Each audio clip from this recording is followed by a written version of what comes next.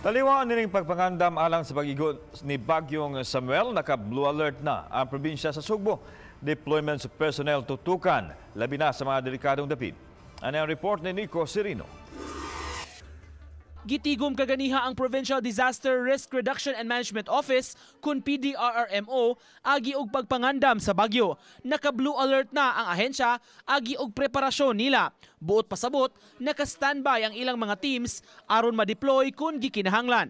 Most of our LGUs are having 27 operation, meaning atong pagpangandam dili lang sa provincial level.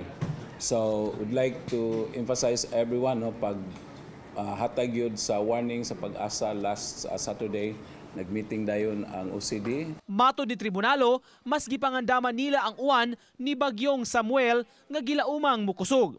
Mao nga gitutukan ang mga flood o landslide prone areas. Nanawagan ang probinsya sa katawhan mukooperar kung ugaling mumando og preemptive evacuation sa ilang komunidad. Ako lang pong hangyo sa mga island schools like dito sa Bantayan, kanang naamang yung mga eskwela na to nga mga bata mulabang from one islet to the other.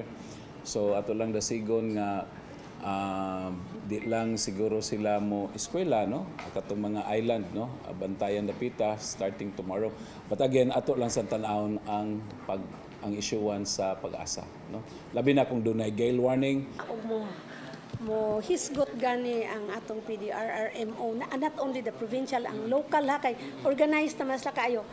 Mutuo lang gyud ta kay ang atong track record ra ba usahay gahi tag-uba. So ato lang yung tuhuan. There's nothing like overdoing it. Sige na lang. Sa pagkakaroon, dunay 56 milyones pesos nga pondo sa calamity fund ang probinsya nga mamahimong magamit. Nico Sirino, Balitang Bisdak.